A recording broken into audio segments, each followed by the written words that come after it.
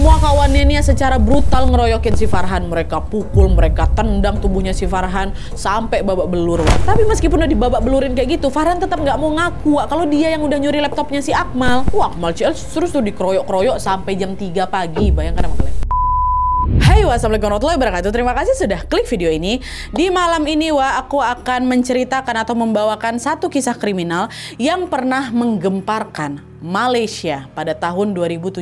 Bahkan sampai saat ini kasusnya ini masih terus menjadi perbincangan karena putusan hukumannya yang dianggap tidak adil oleh pihak keluarga dan juga masyarakat. Kasus yang mau aku ceritakan ini terjadi di sebuah universitas militer bergengsi di Malaysia, tempat yang seharusnya menjadi wadah menempa calon perwira ternyata menyimpan sisi kelam yang tidak terduga, di mana ada seorang mahasiswa menjadi korban aksi kekerasan yang sangat mengerikan, bukan oleh musuh, melainkan oleh orang-orang terdekatnya sendiri. Gimana awal mula korban bisa mengalami kekerasan itu? Nah, malam ini aku akan ceritakan semua ke kalian. Jadi tanpa berlama-lama kita langsung masuk aja ke ceritanya.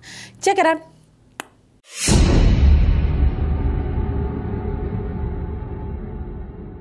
Kisah malam ini menceritakan seorang mahasiswa yang bernama Farhan. Zulfarhan Usman Zulkarnain atau yang akrab dipanggil Farhan lahir di Johor Bahru pada tanggal 29 November 1996. Dia ini adalah anak sulung dari 4 bersaudara. Ayahnya bernama Zulkarnain dan ibunya bernama Hawa. Di lingkungan keluarganya, Farhan ini dikenal pendiam, penyayang keluarga dan juga pekerja keras. Sejak kecil dia ini punya cita-cita pengen jadi kapten tentara angkatan laut. Dan untuk mewujudkan impiannya itu, Farhan pun mendaftar kuliah di Universitas Pertahanan Nasional Malaysia atau UPNM. Nah, UPNM ini lokasinya ada di Sungai Besi, Kuala Lumpur. Universitas ini bertujuan untuk mendidik dan juga melatih mahasiswa menjadi perwira militer, baik itu dari angkatan darat, laut maupun juga udara. Lingkungan di sana disiplin dan terstruktur kali. Mahasiswa itu harus mengikuti jadwal ketat, latihan fisik dan juga kode etik militer. Tapi meskipun berbasis militer, mereka ini juga membuka program untuk mahasiswa sipil, terutama di bidang teknik, sains, dan juga teknologi. Nah, dari beberapa program studi yang ditawarkan, Farhan memilih jurusan teknik elektro.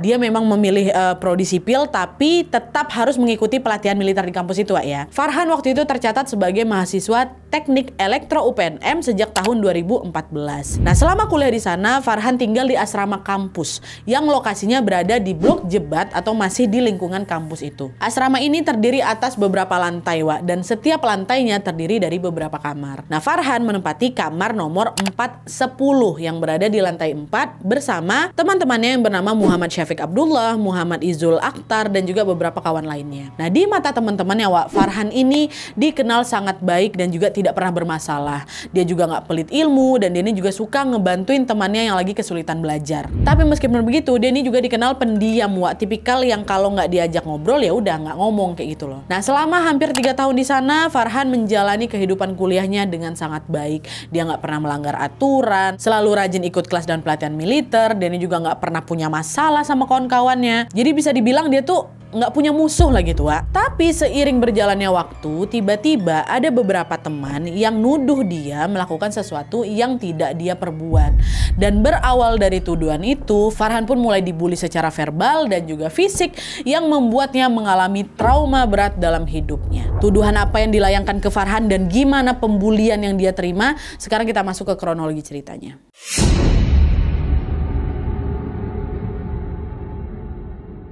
Nah, jadi pembulian yang dialami sama Farhan ini berawal ketika Farhan dituduh mencuri laptop milik salah satu teman asramanya yang bernama Muhammad Akmal Zuhairi Azmal. Nah, Akmal ini nggak satu kamar sama si Farhan. Katanya dia tinggal di kamar nomor 305 yang berada di lantai 3, tapi masih di satu gedung ya sama Farhan. Nah, pada tanggal 20 Mei 2017 jam setengah 9 malam, Akmal ini tiba-tiba lagi nyibuk nyari laptopnya yang tadi dia taruh di loker. Tapi pas dicek ternyata laptopnya nggak ada. Udah dicari tuh seisi kamar nggak nemu juga. Padahal dia ingat betul terakhir dia taruh laptopnya di loker dia itu. Nah, karena itu laptopnya baru dan juga harganya cukup mahal, Akmal menduga laptopnya mungkin dicuri sama orang nih. Dan feelingnya waktu itu dia bilang kalau yang nyuri itu Farhan.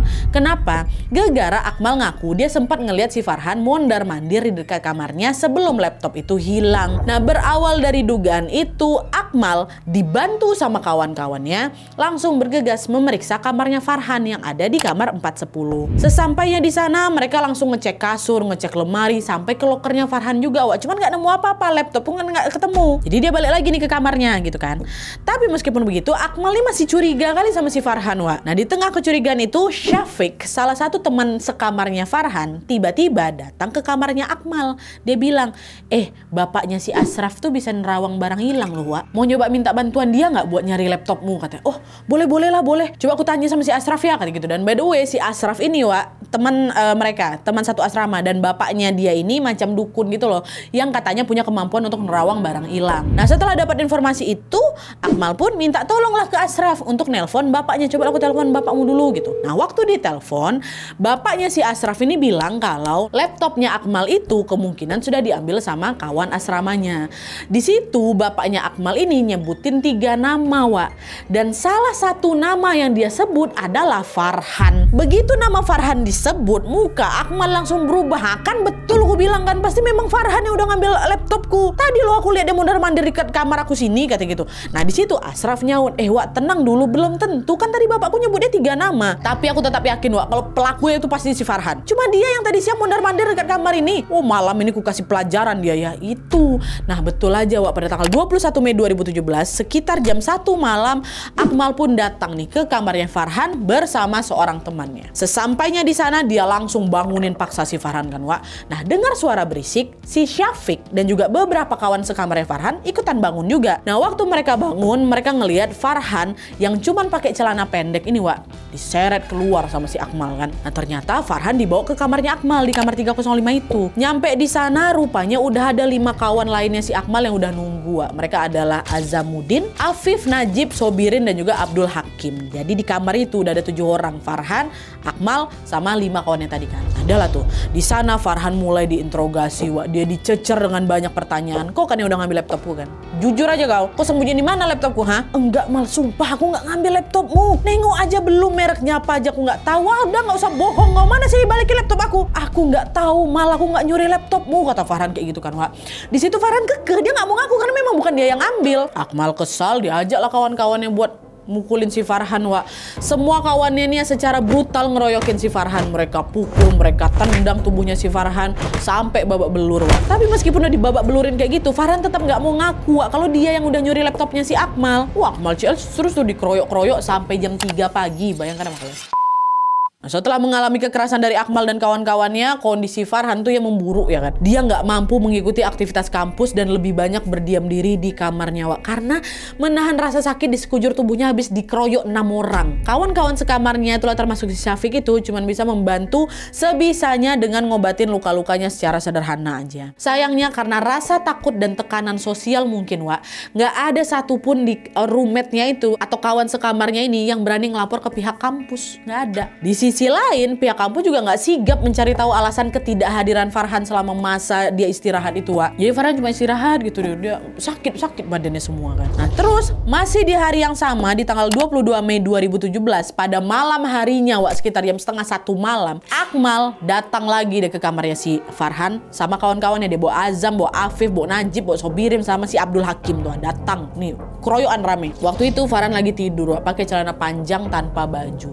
Dibangunin paksa sama si Akmal ya kan, diminta langsung lepasin celana panjangnya, jadi cuma pakai boxer aja.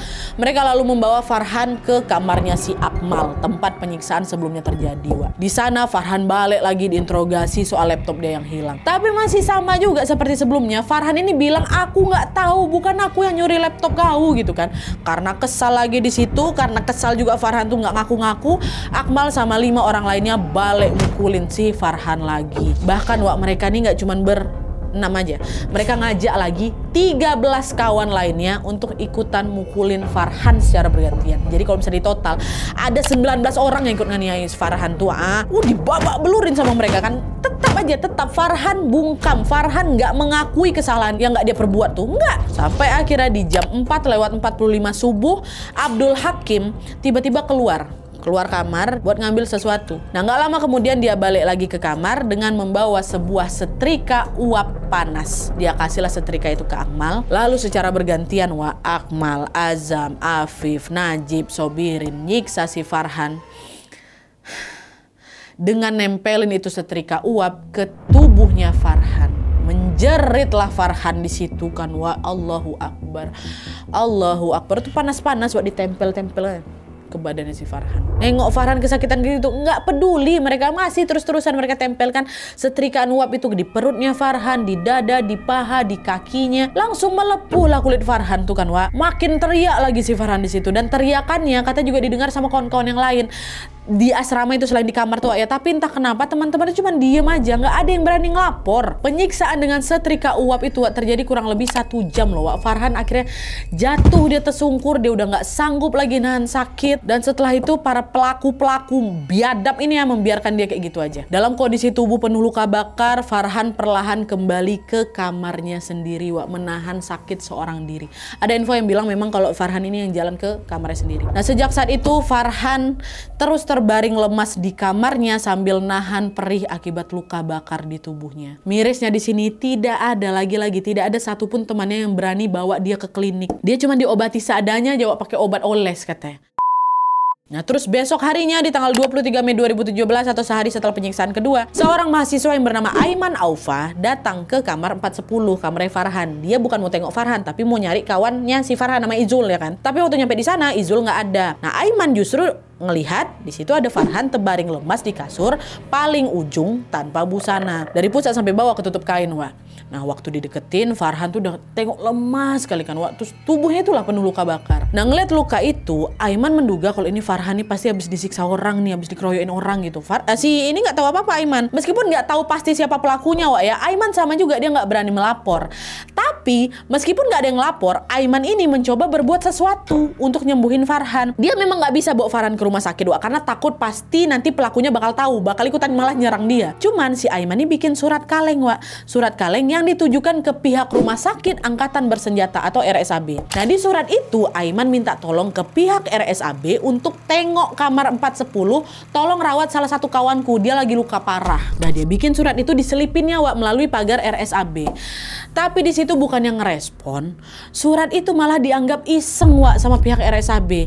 Jadi mereka nggak pernah datang ke kamar 410. Tapi entah gimana ceritanya, Wak ya, isi surat itu justru tersebarnya di media sosial sampai ditengok sama si Akmal. Akmal tahu nih, 410 ada orang yang luka gitu kan. Nah, karena dia nggak mau aksi jahat itu ketahuan, Akmal lalu pindahin si Farhan dari kamar dia ke kamar lain, ke kamar 406. Nggak dijelasin detail kamar itu milik salah satu pelaku atau bukan, Wah, cuman yang jelas di kamar inilah para pelaku ngerasa aman untuk nyembunyiin si Farhan. Dan di sana, Wak, Farhan katanya dijaga ketat tuh sama 2 orang di antara mereka, pintunya dikunci gitu kan. Jadi nggak ada yang bisa masuk ke sana selain Akmal sama kawan-kawannya ya. Ditaruh di situ si Farhan kan, Wah, ya Allah.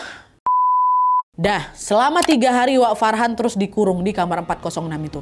Dia cuma diobati seadanya aja di sana. Tapi di tanggal 26 Mei 2017, Akmal sama beberapa kawannya ngelihat kondisinya si Farhan makin drop. Nah, takut terjadi sesuatu yang lebih buruk, mereka pindahin Farhan ke Hotel Bangi Lanai katanya. Ditaruh di hotel. Besok harinya di tanggal 27 Mei 2017, Akmal, Afif, Abdul Hakim sama Sufi, ini yang nama kawan di salah satu mereka lah kan, akhirnya bawa Farah ke klinik, baru dibawa nih, klinik As-Salam namanya, dekat dari hotel. Sesampainya di sana, Dr. Azwar Hussein yang memeriksa kondisi Farhan kaget dari situ. Kok bisa sampai kayak gini? Dia kenapa? Kata dokter kan. Akmal jawab, teman saya kena ledakan benda, Pak, pas lagi latihan di Port Dickson. Makanya kulitnya melepuh kayak gini. Kita udah coba bawa ke klinik kesehatan di Port Dickson itu, tapi katanya nggak bisa mereka tanganin. Bohong deh di sini, Pak. Nah, dengar penjelasan itu, Dokter Hussein langsung melakukan pemeriksaan lebih lanjut. Nah, di situ ketahuan kalau jumlah luka bakarnya si Farhan ini, Wak, banyak kali. Hampir menutupi sekujur tubuhnya. Nah, nengok kondisi itu, Dokter Hussein langsung bikin surat rujukan ke rumah sakit Serdang, Wak, katanya. Dia bilang, kalian cepat bawa Farhan ke rumah sakit ya, ini udah parah kali dia kondisinya nih, ha. Nggak bisa kalau diobatin cuma sekedar di klinik saya nih, nggak cukup alat-alatnya, bawa ke rumah sakit, kata dokter. Waktu dengar itu, Akmal yang sama yang lain ikutan panik juga. Oh iya dok, kami bakal bawa dia ke rumah sakit sekarang, tapi tolong dok, bersihkan dulu luka-lukanya, kasihan saya nengok dia kesakitan, kata gitu. Dah, Dokter Hussein pun dibersihkannya lah itu kan, Wak, lukanya siapa ini, dan memberikan pengobatan seadanya karena memang keterbatasan alat kan, Wak. Setelah itu Akmal sama 3 kawannya ini langsung pamit pulang, Wak. Tapi di sini bukannya dibawa ke rumah sakit Serdang, Wak. Farhan malah dibawa pulang lagi ke asrama, which is ke kamar 406 itu, Wak. Ngapa nggak dibawanya ke rumah sakitnya dia? Takut dia nanti dia ketahuan, Wak. Orang rumah sakit kan bakal tahu ini bukan gara-gara ledakan, ini gara-gara setrika uap, mah. takut mereka. Dan waktu ditaruh di 406 itu sama seperti sebelumnya, Farhan dijaga ketat di situ, Wak. Hingga pada tanggal 30 Mei 2017, Akmal dan kawan-kawan yang ngelihat luka bakar di pahanya Farhan macam ngelupas, terus makin parah lagi tuh. Tubuhnya Farhan juga lemas, udah nggak bisa gerak lagi. Dan dari situ Akmal dan Azamuddin langsung bawa si Farhan ke apartemen kawannya. Dari apartemen itu baru dibawa ke klinik As-Salam lagi, Wak. Ya, tapi besoknya tanggal 31 Mei nyampe di klinik ketemu lagi lah sama dokter Husein kan. Kaget lah dokter. Oh, kok makin parah? Saya kan udah kasih rujukan ke rumah sakit kan. Kenapa masih bawa di sini? Kok lukanya juga belum diobati? Dok, maaf dok, kami belum sempat lagi bawa Farhan ini ke rumah sakit. Jadi kami rawat seadanya dulu aja di asrama. Padahal ini alasannya lagi-lagi gara-gara mereka takut pihak rumah sakit tuh tahu perbuatan mereka ya kan. Ngomong kayak gitu mereka sama si dokter Husein. Marah dokter Husein di sini. Diperiksa lebih detail lagi sama dokter kan, Wak. Nah, di situ dokter Husein curiga karena ngelihat ada banyak sekali luka bakar di sekitar perut Farhan yang sudah ngeluarin cairan, Wak. Selain itu Farhan ini juga sempat muntah-muntah 2-3 kali di klinik itu karena dia ngalami dehidrasi. Dokter Husein langsung bersihin lagi luka bakarnya di perut, di pahanya Farhan dibersihkan semua.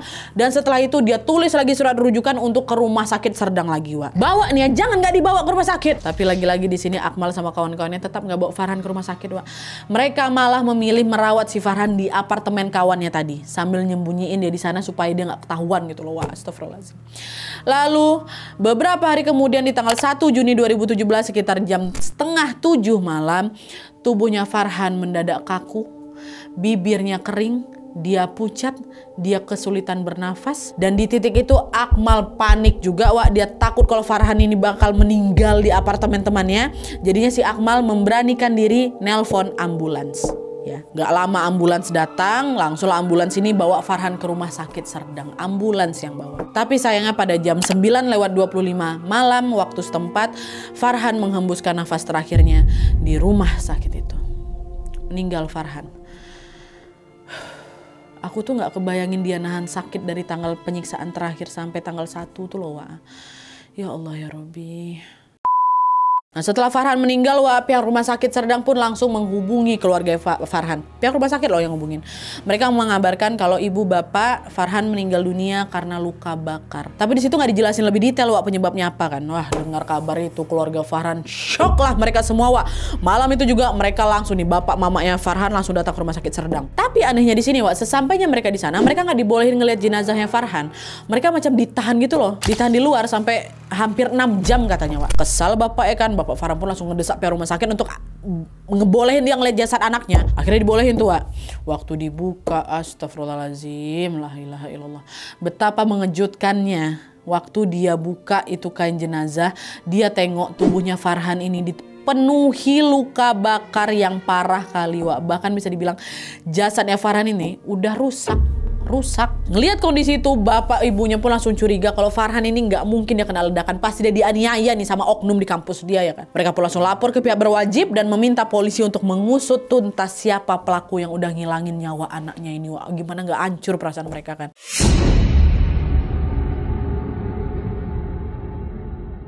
Nah, setelah menerima laporan dari orang tua Farhan, Wak, polisi pun bekerja sama dengan pihak rumah sakit Serdang itu untuk melakukan otopsi jenazah korban. Nah, dari hasil otopsi itu ditemukan sejumlah luka bakar yang menyebabkan sekujur tubuhnya korban ini lengket, Wak, karena lapisan kulit luarnya itu udah meleleh ya.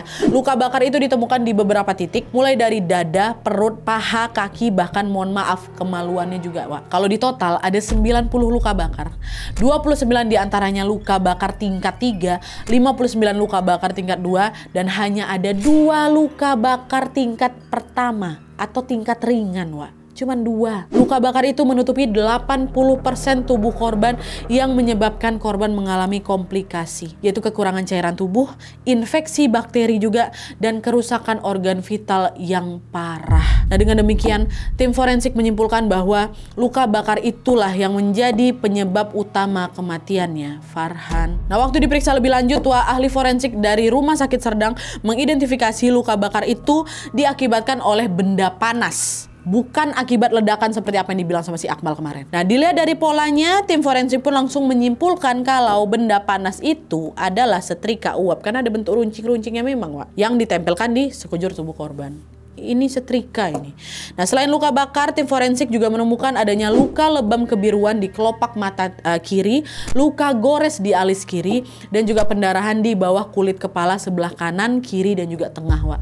Luka itu kemungkinan disebabkan oleh hantaman benda tumpul macam itu tangan ataupun kaki. Gak cuma itu aja, setelah dicek lebih lanjut lagi, Wak, korban ini ternyata juga mengalami patah tulang di beberapa bagian. Bayangkan, Wak, seberapa banyak luka dalam tubuhnya tuh, ha? Dari temuan tersebut, tim forensik menduga kalau luka bakar dan juga lebam-lebam yang dialami sama Farhan ini kemungkinan karena aksi kekerasan yang dilakukan oleh oknum di kampus UPNM. Kenapa langsung mengarah ke oknum kampus? Karena selama ini Farhan ya kan tinggalnya di asrama kampus. Hari-hari biasanya dihabiskan di kampus. Dia nggak pernah keluar asrama kecuali memang ada acara kampus di luar. Jadi setiap hari dia ketemunya pasti sama orang-orang kampus. Pasti nih kejahatannya ada di kampus. Nah, akhirnya setelah diotopsi udah ada hasilnya, jenazah Farhan pun dimakamkan di tanggal 2 Juni 2017 di pemakaman Islam Kebun Teh, Johor Bahru. 3 hari setelah pemakaman itu, tepatnya di tanggal 5 Juni 2017, pihak berwajib pun langsung mulai melakukan penyelidikan di kampus UPNM. Sebelum aku lanjut, Wak, mungkin di antara kalian juga banyak yang nanya, Nat, kok bisa sih Zul Farhan disiksa berhari-hari di asrama tapi pihak kampus bisa nggak tahu? Masa nggak ada pengawas, Nat? Terus masa nggak ada dosen yang nyariin dia waktu dia absen kuliah, Nat? Aku juga mikirnya sama, kok bisa ya pihak kampus nggak tahu gitulah. Nah, jawabannya, Wak, setelah kami cari tahu, ternyata jawabannya lebih kompleks. Dari informasi yang kami dapat, kalian bisa cross check sendiri juga, Wak, ya. UPNM ini adalah institusi militer.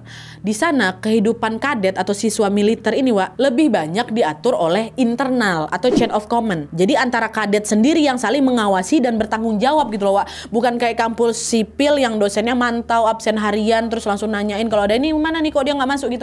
Enggak, kata dia kayak gitu. Nah, di sana katanya pihak kampus atau pengawas ini juga nggak masuk ke kamar-kamar kadet satu-satu kalau nggak ada laporan resmi, Wak. Sementara kejadian penyiksaan itu ditutup rapat-rapat sama pelaku dan juga kelompoknya. Jadi teman-teman yang lain yang tahu pun banyak memilih untuk diam karena dia takut.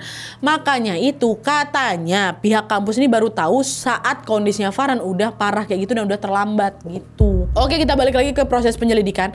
Nah, pada saat itu penyelidikan dilakukan dengan mewawancarai sejumlah mahasiswa di asrama UPNM. Beberapa dari mereka termasuk Aiman, Syafiq, Izul, dan teman-teman sekamar Farhan ditanya ya kan. Dan mereka memberikan kesaksian kalau mereka memang melihat Farhan dianiaya sama beberapa orang, yaitu Akmal CS. Mereka buka suaranya di situ tapi. Berdasarkan informasi dari para saksi, Wak, polisi pun akhirnya menahanlah itu 22 mahasiswa yang diduga terlibat dalam penganiayaan Farhan. Dan setelah diperiksa lebih lanjut, 13 orang diantaranya dinyatakan tidak bersalah, sedangkan 19 orang sisanya masih ditahan untuk diinvestigasi lebih lanjut, Wak. 13-nya bebas gitu lah istilahnya. Setelah investigasi panjang di tanggal 14 Juni 2017, polisi pun langsung mendakwa 19 orang itu sebagai pelaku kekerasan yang mengakibatkan Farhan meninggal dunia. Dari 19 orang ini, Wak, 5 orang dinyatakan sebagai eksekutor, yaitu orang yang terlibat langsung melakukan kekerasan, dan 5 eksekutor itu sudah pasti Akmal, Sofi,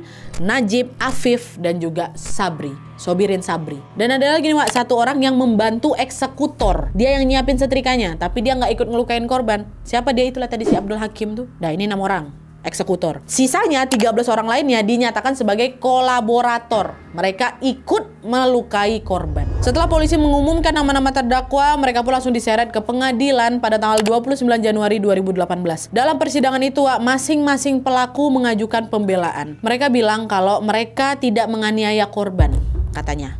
Tapi pernyataan itu langsung dipatahkan sama saksi-saksi yang mengungkap kronologi kejadian di saat itu. Mulai dari tuduhan pencurian laptop sampai ke penganiayaan yang menggunakan setrika uap yang dilakukan sama Akmal dan kawan-kawannya. Nah, karena pengakuan para saksi ini sinkron dengan hasil otopsi di tubuh korban, Wak, terdakwa udah nggak bisa berkelah lagi. Pihak pengadilan pun memutuskan 19 orang itu bersalah. Pada tanggal 31 Juli 2019, salah satu kolaborator yang bernama Akmal Afif, tapi dia bukan Akmal si eksekutor tuh, Wak, yang namanya sama aja Akmal.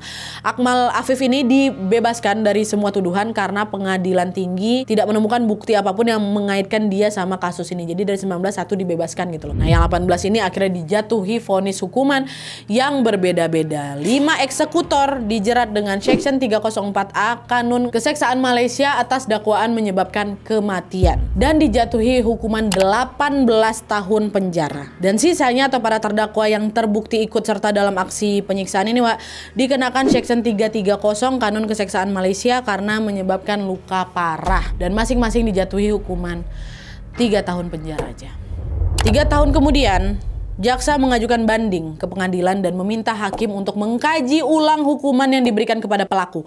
Menurut jaksa, 5 eksekutor dan 1 pembantu eksekutor itu layaknya dihukum mati karena sudah menyebabkan korban kehilangan nyawanya secara pelan-pelan pula, kan bisa dianggap pelan-pelan kan, ini kan nahan sakit dari lama tuh. Nah, karena sejalan dengan jaksa penuntut pada tanggal 23 Juli 2024 banding itu pun diterima sama hakim. 5 eksekutor dan 1 pembantu eksekutor itu dijatuhi dakwaan yang lebih berat, yaitu Section 302 Kanun Keseksaan Malaysia tentang pembunuhan, dan mereka dijatuhi hukuman mati dengan cara digantung.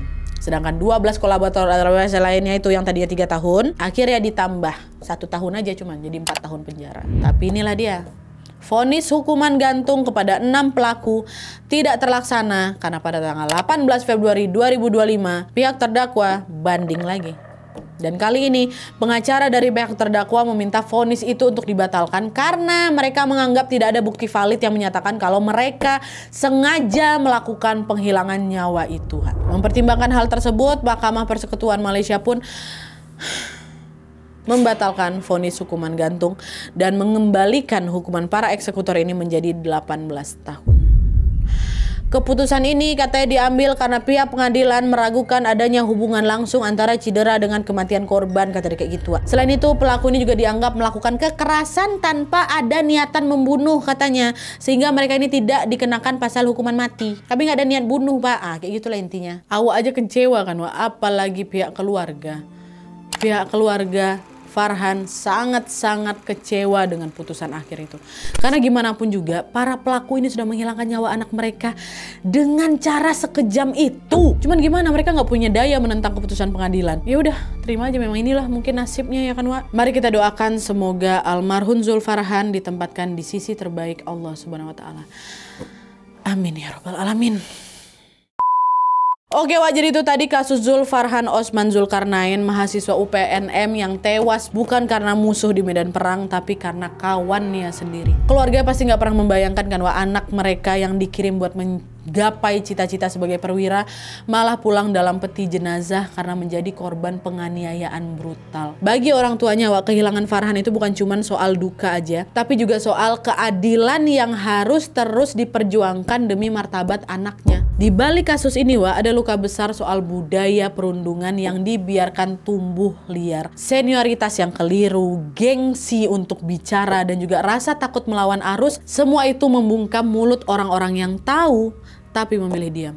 Dan yang lebih menyedihkan lagi, Wak, korban seperti Farhan ini terjebak di situasi sendirian, dikepung ketidakpedulian dari orang-orang yang seharusnya melindungi dia. Semoga kisah ini bisa menjadi peringatan buat kita semua bahwa membiarkan kekerasan terjadi sama saja memberikan izin untuk tragedi berulang. Satu suara yang berani bicara aja itu bisa menjadi pembeda antara hidup dan mati loh kan, Wak. Coba ada satu aja orang yang lapor Farhan lagi kayak gitu, bisa jadi Farhan bisa diselamatkan lebih cepat kan, Wak. Jangan tunggu sampai kehilangan baru sadar. Karena, Wak, korban bully berikutnya bisa jadi aja ada di sekeliling kita. Tapi mereka lagi nunggu ada yang cukup berani untuk bertindak. Yuk, bisa yuk lebih peka dan lebih berani untuk bicara. Ya, oke, Wak, jadi sekian dulu videonya. Terima kasih banyak yang sudah menonton. Kalau kalian suka video ini, klik like-nya. Jangan lupa komen di bawah untuk dada dan saran-saran untuk video selanjutnya. Jangan lupa nyalain notifikasinya supaya kalian tahu kalau aku upload video baru. And as always, jangan lupa untuk klik tombol subscribe supaya kalian sama-sama tahu informasi menarik dan menegangkan dari channel aku. See you next video, Wak. Bye.